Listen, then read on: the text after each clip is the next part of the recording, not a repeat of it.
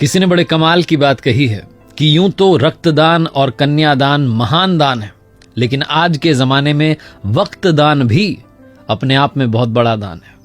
नमस्ते दोस्तों, मैं हूं आरजे कार्तिक। माय एफएम से 4 दोस्तों की कहानी है, नवीन, संतोष, मनीष और प्रवीण। 12th की पढ़ाई पूरी करने के बाद पुराने जमाने की कहानी अपनी अपनी साइकिल से रवाना हुए और उस शहर का जो बढ़िया वाला होटल था वहां चाय नाश्ता करने के लिए पहुंच गए। चारों ने मुश्किल से मिलकर 100 रुपए इकट्ठा किए थे। वहां पर जाकर के बढ़िया सी उन्होंने छोटी सी पार्टी कर ली। पार्टी खत्म होने को आई थी, वो पैसे लेने के लिए बिल लेकर के वेटर आया। तभी चारों के बीच में एक डिस्कशन शुरू हुआ कि आज से 40 साल के बाद में हम चारों फिर से मिलेंगे। तब तक नहीं मिलेंगे, 40 साल के बाद में मिलेंगे और इसी होटल में मिलेंगे और पार्टी करेंगे, और उस दिन जो सबसे आखिरी में आएगा उसको बिल के पैसे देने। चारों ने कहा बहुत बढ़िया, बहुत बढ़िया। वो बच्चों वाली शर्त लगती वो लग गई। तो 40 साल के बाद मिलने का डिसाइड हुआ। वो जो वेटर था वो सारी बात सुन रहा था। उसने कहा ठीक है, अगर आप 40 साल बाद आते हैं और मैं यहीं रहा तो मैं भी आपकी वो 40 साल बाद वाली पार्टी देखना चाहूंगा। 40 साल कब बीत गए मालूम नहीं चला। पूरे शहर का नक्शा बदल गया, मल्टी स्टोरी बिल्डिंग बन गई, फ्लाईओवर बन गए, सब कुछ चेंज हो गया। और चारों दोस्त जो थे उनकी जिंदगी तो कंप्लीटली अलग अलग हो चुकी थी। कोई इंजीनियरिंग के लिए दूसरे शहर में चला गया था, कोई सरकारी कॉलेज में दाखिला ले रहा था, कोई अपना बिजनेस शुरू कर चुका था। सब ने अपनी अपनी जो है जिंदगी जीना शुरू कर दिया था और जिंदगी में बहुत आगे बढ़ चुके थे। 40 साल बीतने के बाद में सबको तारीख याद थी, 1 जनवरी को मिलना था। शाम के लगभग 6 बजे होंगे। वो जो होटल थी वो 5 स्टार होटल बन चुकी थी। वो जो वेटर था उसका मालिक बन चुका था भोला। एक लग्जरी कार आकर के रुकती है और उसमें से मनीष निकलता है और जाकर के सीधा होटल में देखता है तो वो जो सेठ बन चुका था भोला वो पहचान जाता, कहता अरे आप आ गए, क्या बात है, आपके लिए प्रवीण सर ने टेबल बुक करवा दिया, आप बैठिए। और आपने मुझे पहचाना कि नहीं, मैं वही वेटर हूं जो उस दिन था। बोला अरे क्या बात है, आप तो मालिक बन गए। मनीष को इस बात की खुशी हो रही थी कि मैं पहले आ गया, मुझे बिल नहीं चुकाना है। मनीष बैठा ही था कि थोड़ी देर के अंदर जो है संतोष आ गया। संतोष कहने लगा कि मैं तो बहुत बड़ा बिल्डर बन गया हूं। मनीष कह रहा था मेरी तो ज्वेलरी के शोरूम चल रहे हैं 3-4। दोनों अपनी बातचीत कर रहे थे कि नवीन आ गया। नवीन ने कहा जी मेरी भी बहुत बढ़िया कंपनी चल रही हैं। तीनों इंतजार कर रहे थे प्रवीण आ जाए।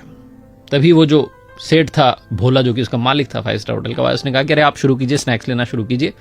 उनका प्रवीण सर का कॉल आया था कि वो थोड़ा देरी से आएंगे, आप शुरू कीजिए। तो तीनों की जो है बातचीत, हंसी ठिठोली शुरू हुई, मजाक शुरू हुई। थोड़ा और टाइम बीत गया, 7:30-8 बजने को आया। फिर से वो आया। सेठ जो था उसने कहा आप डिनर शुरू कीजिए। उन्होंने ऑर्डर कर दिया, कह रहे हैं बस आता ही हूँ। तीनों को लगा कि आ ही जाएगा प्रवीण। उन्होंने डिनर कर लिया। डिनर करने के बाद उन्हें लगा कि प्रवीण तो आया ही नहीं। उन्हें अंदर से थोड़ा बुरा भी लग रहा था कि दोस्त से नहीं मिले, और वो भारी मन से सोच रहे थे कि अब बिल पे करते हैं, निकलते हैं। तभी वापस से सेठ आया भोला। उसने कहा कि आपका बिल जो है पे कर दिया गया है। तो तीनों चौंक गए कि प्रवीण ने बिल भी पे कर दिया, आया भी नहीं। बाहर निकलने ही वाले थे कि गेट पर एक लड़का जो है गाड़ी में से उतरता है, दौड़ के आता है और इनके चरण छू लेता है, इनको प्रणाम करके कहता है अंकल नमस्ते, मैं आपके दोस्त प्रवीण जी का बेटा हूं। मेरे पिता जो हैं शिक्षक बन गए थे और मुझे इस काबिल बनाया कि मैं इस शहर का कलेक्टर बन गया। लेकिन पिताजी 1 महीने पहले ये दुनिया छोड़कर चले गए। उन्हें बीमारी हो गई थी, बीमारी ने घेर लिया था। लेकिन उन्हें शर्त याद थी, 1 जनवरी की तारीख याद थी, इसलिए उन्होंने कहा था कि तुम सारे अरेंजमेंट कर देना, बस उन्हें बताना मत। जब उनकी सारी पार्टी खत्म हो जाए तो बाद में बता देना। वो नहीं चाहते थे कि इतने सालों बाद आप मिलें और आपकी जो खुशी है उसमें दखल पड़ जाए। तीनों दोस्त रोने लग गए। उन्हें समझ में नहीं आया कि कैसे रिएक्ट करें। ये छोटी सी कहानी आपकी हमारी जिंदगी की कहानी बनती जा रही है। आप में और हम में से बहुत सारे लोग अपनों से मिलना बंद कर देते हैं, इंतजार कर रहे होते हैं कभी किसी सेलिब्रेशन का। यूं ही अपनों से मिलना शुरू कर दीजिए, क्योंकि क्या पता कब कौन हमें छोड़ करके चला जाए। आदमी वाकई जो है पानी का बुलबुला है। छोटी सी कहानी जिसका सार ये समझाता है कि वक्त बिताइए अपनों के साथ में। ये जो वक्त दान है ये आज के जमाने का बहुत बड़ा दान है।